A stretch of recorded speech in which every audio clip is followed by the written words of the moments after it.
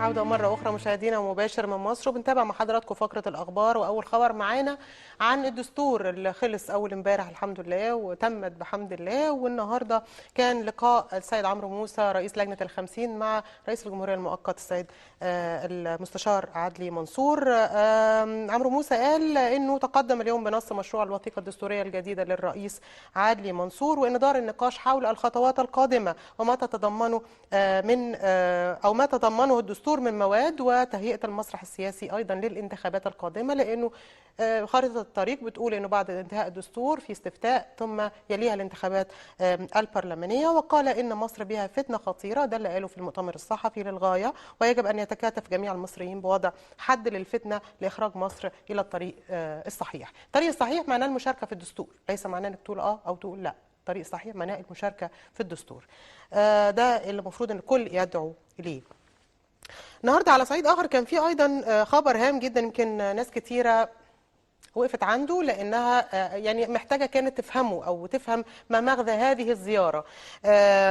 هو الجنزوري يصل قصر الرئاسه، طبعا ده شكل الخبر، ولكن يعني هو اللي حصل ان الدكتور كمال الجنزوري النهارده رئيس مجلس الوزراء الاسبق وصل لقصر الاتحاديه الرئاسي النهارده، ولم يتبين بعد ما اذا كان الجنزوري سيلتقي او التقى بالمستشار عدلي منصور رئيس الجمهوريه المؤقت ام مستشاريه، كما لم يتبين سبب الزياره. أظن معانا تليفون عن هذا الموضوع لسه ما جاش، ولكن هو هام جدا ان احنا ناخد تليفون عن هذا الموضوع حتى يعني نقف على اهم المستجدات او الاسباب اللي كانت وراء زياره او يعني لقاء دكتور كمال الجنزوري مع انا مش عارفين حتى مع السيد الرئيس ولا مع المستشارين. ده اللي هنعرفه اكيد من خلال الاتصال القادم باذن الله. طيب معانا خبر ثم بعد ذلك هنروح لتقرير، ولكن الخبر الأول هنا بيقول الإخوان تشترط إشرافا دوليا كاملا للمشاركة في الاستفتاء على الدستور. ناس كتيرة كانت بتتكلم على أن الإخوان أو بشكل عام الإخوان المسلمين، جماعة الإخوان المسلمين والموالين لهم، يعني ناس بتقول أن هم مش هيشاركوا في الدستور. طيب خلينا ناخد أفندم.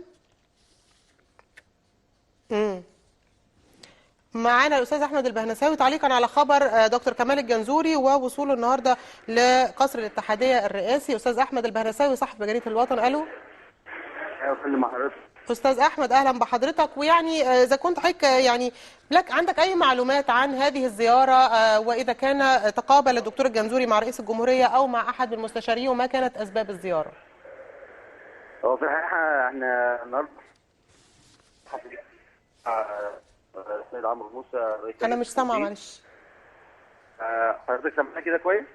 تمام، بس انا مش سامعه من هنا. اتفضل يا فندم. كنت بقول لحضرتك احنا لا بيقطع.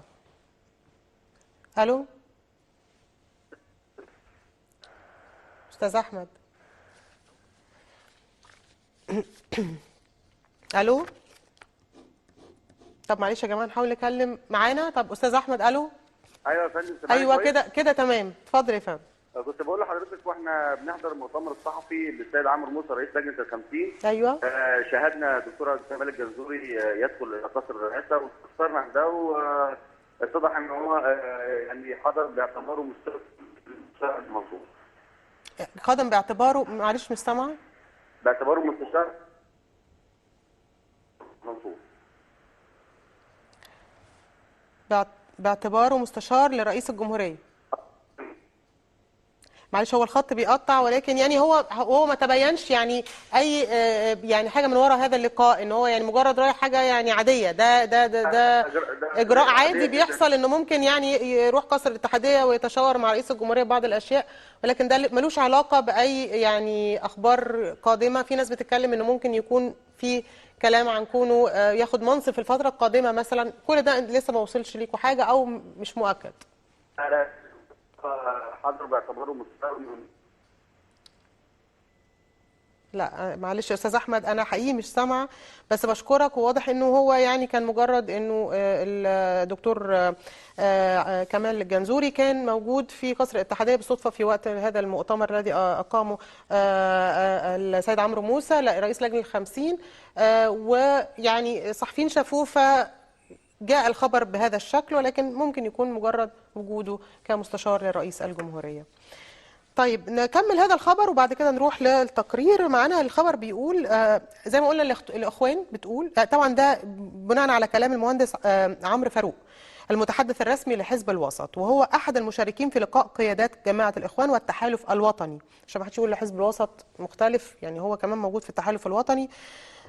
وكان بيقول انه في وفد المجلس العام لبرلمان الاتحاد الاوروبي كشف عن تفاصيل اللقاء الذي عقد بحضور الدكتور محمد علي بشر القيادي الاخواني. اوضح ان الوفد طالب التحالف بالمشاركه في الاستفتاء على الدستور.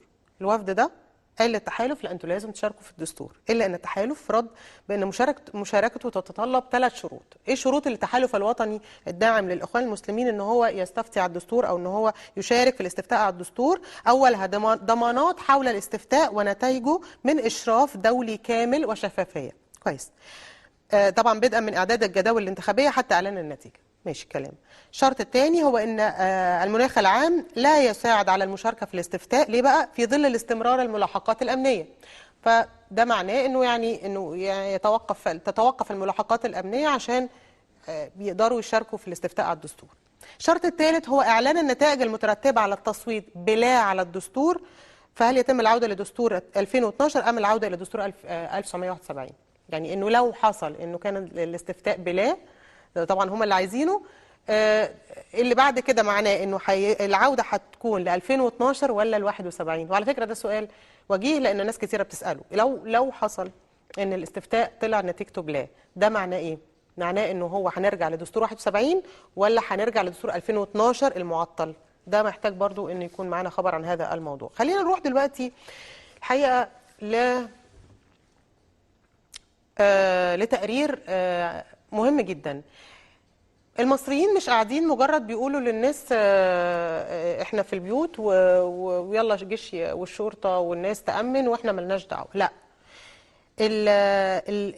الناس في المناطق الحدوديه حاسه بمسؤوليه كبيره جدا. يعني هي مش شايفه ان هي عليها، حاسه ان عليها مسؤوليه. المناطق الحدوديه زي سينا وزي مطروح وزي محافظات الصعيد حلايب وشلاتين، ودي بالفعل بالظبط هي القبائل العربيه اللي اجتمعت بالفعل فيما يسمى اجتماع المجلس الأعلى لشورى القبائل العربية من 20 محافظة، وزي ما احنا ذكرناهم معظمهم محافظات حدودية. بيتناقشوا حول كيفية مساعدة الجيش والشرطة ومساعدة الأمن في رجوع الأمن مرة تانية والحفاظ عليه وتحقيقه بالفعل في هذه المحافظات، وبالتالي في مصر إنها محافظات حدودية هي اللي بتحوطنا.